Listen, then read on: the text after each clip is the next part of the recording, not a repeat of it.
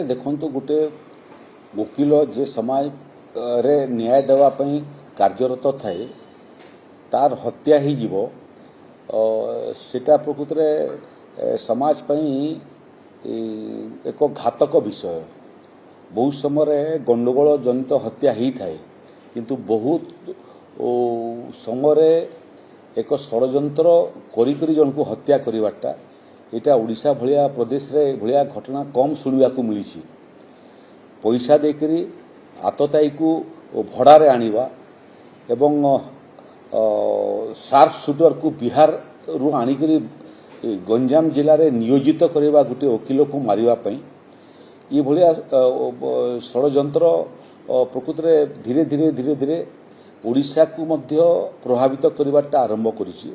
एवं से पुणी राजनीतिक दलर नेता मानकर संपर्क पूर्वतन विधायकों संपर्क पूर्वतन मेयर संपर्क सूचौछि जे धीरे धीरे धीरे धीरे राजनीति मध्य अपराधीकरण हेबारे लागिलानी। जितेबाला राजनीति अपराधीकरण हेई जीवो सेतेबाला समाज आउ सुरक्षित रहिबो नाही। ब्रह्मपुर पुलिस एवं ओडिशा पुलिस को धन्यवाद देवा कथा जे समय लागिला किंतु समय लगिवा सत्वे जो भाव में से तदंत कले से कलिकता बिहार एवं